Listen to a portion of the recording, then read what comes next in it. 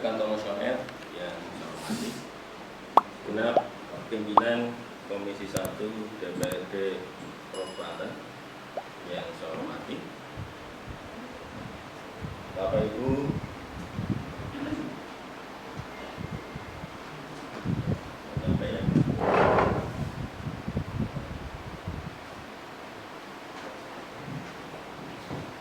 sekalian yang saya hormati, perkenankan kami untuk memandu acara tangan. Ini sebuah kehormatan buat kami. Jadi segenap pimpinan Komisi 1, Pak Ketua beserta anggota yang terhormat, ini kehormatan bagi kami KPU Kabupaten Tegal mendapat kunjungan dari orang-orang yang kami merasa bukan levelnya, Bang. Jadi bisa diterima. Jadi kami merasa terhormat sekali kepada Bapak yang terhormat ini. Jadi kami mohon maaf penerimaan kami. Ya seperti ini kami KPU Tegal. Ketika bicara institusi, KPU Kabupaten Tegal sudah menempati gedung ini sejak tahun 2003 sebetulnya. 2003 KPU Kabupaten Tegal sudah ada di lokasi ini. Untuk situasi sekarang, tanah sudah milik KPU, sudah dihibahkan oleh pemerintah daerah.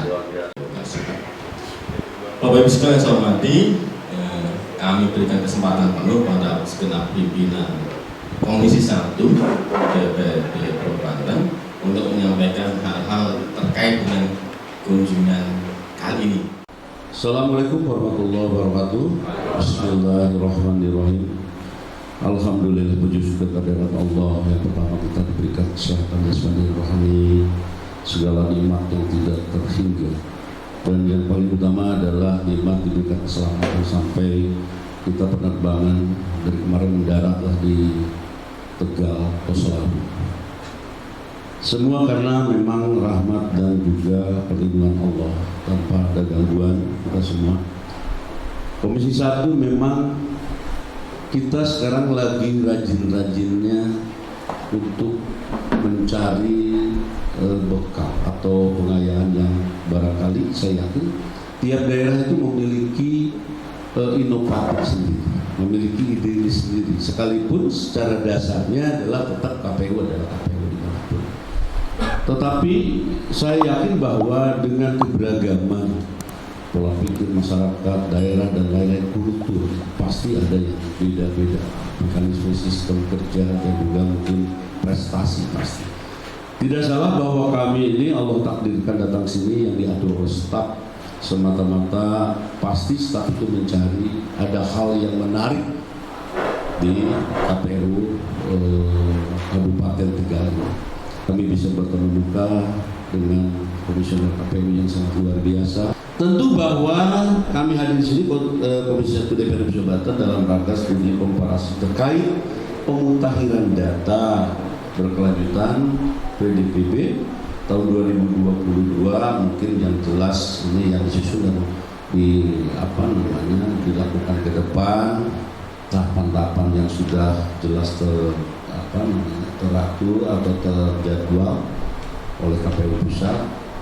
Minimal kami hadir ke sini konsultasi komunikasi ini adalah ada yang dikonsultasikan menjadi modal besar untuk kami bicara dengan KPU provinsi atau dalam kabupaten kota yang di sana. Itulah Pak apa yang kami sampaikan. Mudah-mudahan ini menjadi pertemuan yang sangat manfaat bagi pemerintahan atau masyarakat dalam penerapan sistem KPU dan tahapan di Tegal maupun kami di Banten. Mudah-mudahan pertemuan ini menjadi ikhlas, menjadi ibadah bagi kita semua. Tapi kalaupun nanti ada Bapak yang harus disampaikan kepada kami, paparan, izinkan kami untuk bisa konsultasi, discuss atau menyerap apa yang disampaikan oleh Bapak dalam rangka kami pun harus tahu sejauh mana. Dan demikianlah pimpinan dan seluruh komisioner dan yang hadir para anggota Komisi 1 DPRD Provinsi Banten. Mudah-mudahan apa yang nanti kita dengarkan bisa betul-betul apa yang bisa kita harapkan juga duduk di bawah sana. Saya akhiri, wabillahi taufiq wal hidayah. Wassalamualaikum warahmatullahi wabarakatuh. Disampaikan oleh Pak Ketua. Kemudian terkait dengan surat yang tercantum dalam sesuai dengan maksud dan tujuan dari DPRD Banten untuk studi komparasi untuk membandingkan dengan tema studi komparasi PDPP. Nah, terkait dengan PDPP ini sudah dilaksanakan sejak tahun 2020 pasca pemilu. Dasar hukumnya adalah pemilu Undang-Undang Pemilu Nomor 7 Tahun 2017 tentang pemilihan umum. Kemudian surat edaran dari KPU RI dimulai dari tahun 2020. Kemudian sampai dikeluarkannya PKPU Nomor 6 Tahun 2021. Kemudian peraturan surat edaran dari KPU RI untuk periode di 2020. Mengacu pada Undang-Undang Pemilu, Bapak Ibu sekalian, bahwa dalam Undang-Undang Pemilu sendiri yang dimaksud dengan pemilih adalah warga negara Indonesia. Kuncinya warga negara Indonesia. Kemudian sesuai dengan PKPU Nomor 11 Tahun 2018, syarat menjadi pemilih adalah terdaftar sebagai pemilih, kemudian kena berusia 17 tahun atau lebih pada hari pemungutan suara, sudah kawin atau sudah pernah kawin. Kemudian syarat-syarat lain saya kira kita semua sudah mengetahui. Kenalan dulu Pak, kawin apa nikah? Enggak ya? Nikah kan? Cuma kalau di KTP itu kawin. Oh, bahasanya kawin. Undang-undangnya kawin. Undang-undangnya iya. Undang-undangnya kawin. Kemudian kenapa DPP ini dilakukan? Karena terdaftar sebagai pemilih merupakan jaminan hak konstitusi, baik itu dipilih ataupun memilih. Nah, kalau untuk salah satu syarat anggota dewan itu pun memerlukan surat keterangan terdaftar dalam DPT. Nah, sehingga untuk pemilih sendiri terdaftar dalam DPT pun. Nah, kemudian kenapa DPP ini dilakukan atau dilaksanakan dengan tujuan untuk DPT semakin berkualitas. Dari periode ke periode, pemilu ke pemilu, sudah kita ketahui bahwa DPT ini selalu menjadi momok yang belum bisa terselesaikan. Entah apapun itu, tapi setiap ada permasalahan atau sengketa hasil, pasti yang disasar adalah DPT-nya. Proses DPT-nya seperti apa? Baik, terima kasih Pak Rohman selaku Ketua Komisioner KPU beserta seluruh rekan-rekan pimpinan dan anggota Komisi 1. Ada beberapa hal yang menarik berkaitan dengan pemutakhiran data pemilih berkelanjutan. Dari hal yang dilakukan di Kabupaten Tegal kaitan dengan tujuan pemutakhiran data pemilih, salah satunya adalah membersihkan data yang tidak memenuhi syarat. Ini bagaimana peran KPU dalam pembersihan data yang tidak memenuhi syarat, berapa persen yang bisa terupdate, dan di luar pemutakhiran data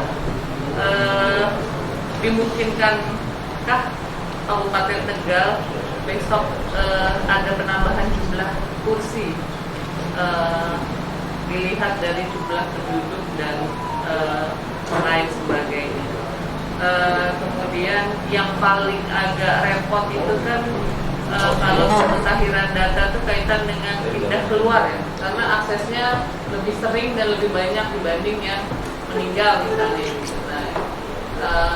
Apakah itu menjadi masalah yang utama kaitan dengan pindah keluar, karena pasti kan akses mulai dari kecamatan sampai dukcapil itu karena memang KPU ambil datanya ke dukcapil ya, kaitan dengan pindah keluar. Nah itu proses updating di KPU bagaimana? Itu saja, terima kasih. Assalamualaikum warahmatullahi wabarakatuh. Waalaikumsalam, terima kasih Pak. Silakan Pak Kuswarsa.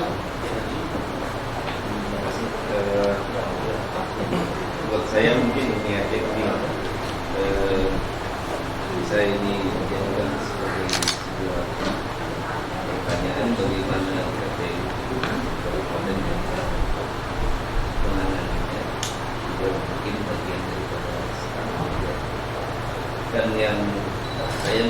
pemahaman aturan dan pelaksanaannya untuk di tingkat KPU itu memang sudah cukup luar biasa, sangat mampu dari komisioner yang ada. Tapi soalannya ketika pelaksanaan pemilu itu ini soal yang mendasar adalah pelaksana bahwa baik itu yang paling mendasar ya pasti di tingkat TPS. Tapi kan supervisinya bisa ada di TPS. Saya melihat TPS ini kan pada akhirnya juga pengetahuannya sangat tinggi, yang kadang sering terjadi ya timbul pada saat itu misalnya yang sering terjadi pada saat itu biasanya karena kurangnya mampu membaca aturan atau mungkin juga aturan yang ada yang pada akhirnya ketika ada sebuah kejadian tidak dapat responsif terhadap sebuah persoalan. Misalkan kan kalau di amanat itu kan kertas suara itu ada limitnya. Kalau di ya kalau prakteknya kan malah itu satu disebabkan karena memang tadi itu ketidaktahuan dari PPS ketika mereka yang tetangga kampung boleh dikasih saja 15 di tempat TPS tersebut. Nah, yang menjadi pertanyaan saya, apa yang dilakukan oleh KPU Tegal mengantisipasi para panitia pelaksana pemilu di tingkat bawah terhadap sebuah aturan-aturan tersebut yang pada akhirnya tidak membuat kegaduhan di saat koordinasi. Itu saja barangkali. Terima kasih.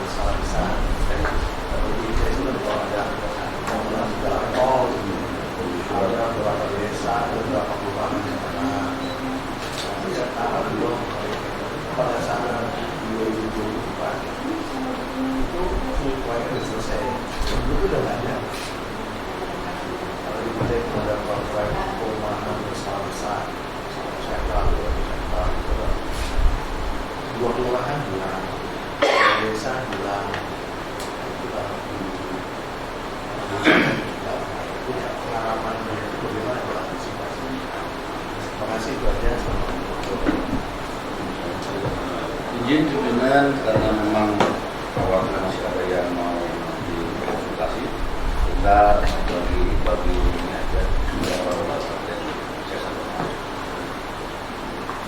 Untuk menjawab atas pertanyaan Bu Ella terkait berapa persen data yang invalid 2019, kita menemukan data 1% yang invalid.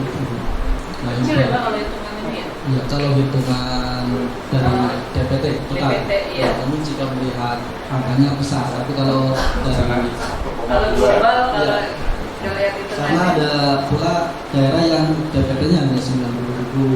Oh. Tapi kalau melihat persentase itu memang kecil dibandingkan dengan jumlah penduduk. Kemudian dari proses pemudahiran sebelumnya di pemilu-pemilu sebelumnya, kemudian tingkat karena Kabupaten Tegal itu masih sebagian besar adalah daerah pedesaan, sehingga tahun 2019 itu untuk yang tingkat rekam ini kemudian usia pemilih yang sudah agak berumur itu memang cukup banyak itu, sehingga invalidnya bukan invalid tidak ada orangnya, tapi nik yang di KTP lama manual itu memang tidak sesuai dengan nik yang baru, ya belum terupdate invalidnya karena itu. Ya, tinggi. Bahkan itu sempat diragukan oleh tim BPN 02 kalau nggak salah, kita sampai Pak Ketua itu turun waktu itu karena meragukan. Jadi kalau mau panjang umur silakan tinggal di Tegal ya Pak. Artinya di data itu diragukan. Orang yang usianya 95, ada yang 9. Iya. Itu minta diperpak dan kita datang semua. Dia pun masih ada. Tapi kan nyatanya orangnya masih ada dan beraktivitas di rumah. Jalan ya diragukan. Ya, yang saya ikuti. Bahkan kalau ayah saya sendiri yang dari 80 lebih, artinya kan cukup tinggi. Kemudian kalau untuk yang pindah keluar ini itu memang syaratnya harus ada surat keterangan dari Dukcapil sehingga kami dapat datanya dari Dukcapil langsung. Kemudian untuk Pak Suarsa terkait dengan tingkat pengetahuan PPS sangat minim.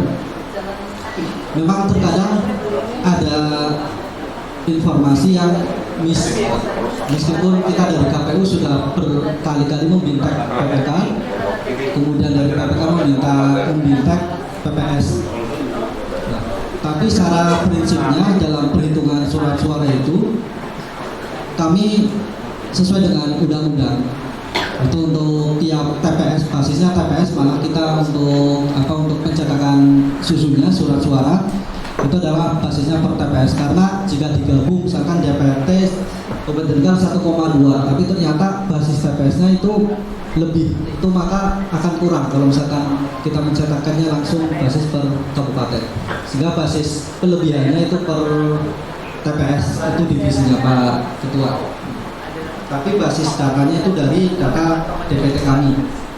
Nah kemudian untuk ke depan KPU RI itu sudah tidak akan menerbitkan di periode ini, itu sudah tidak akan menerbitkan aplikasi layanan sistem, entah itu sistem Sidari yang baru ataupun yang lain, tapi akan mengoptimalkan sistem yang sudah ada. Di situ ada sistem Sidari, sistem daftar pemilih. Nah itu akan menjadi basis data, itu akan diintegrasikan dengan data Sipol. Nah untuk draft PKPU yang baru ini masih dalam draft, itu keanggotaan partai politik NIK-nya harus ada dalam DPP, daftar pemilih berkelanjutan, karena dianggap paling mutakhir. Sehingga ini juga nanti akan kami sampaikan untuk teman-teman partai politik mengakses atau mendownload aplikasi Lindungi Aku, karena bagaimana juga kita semua harus masuk dalam DPP ataupun anggota partai politik yang Bapak Ibu naungi semua harus nick-nya itu harus sama dengan DPP. Kalaupun misalkan tidak sama, ini kan repot kalau dilakukan verifikasi faktual. Sehingga nanti harapan kami biar sama-sama clear, KPU juga enak datanya, bersih, kemudian partai politik juga ada sinergitas itu. Nah kemudian untuk cetak suara pun akan diintegrasikan dengan Silog dan Parpol. Untuk basis datanya dari DPP ini, kemudian nanti saat penetapan DPT, kemudian itu akan diintegrasikan dengan sistem logistik.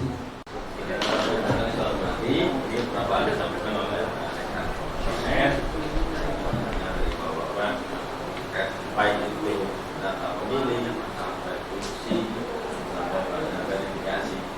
Kalau ada yang lain, ngobrol, kan sekali. Ada ini di lain kesempatan jangan dihabisin Pak. Sebenarnya sama ya,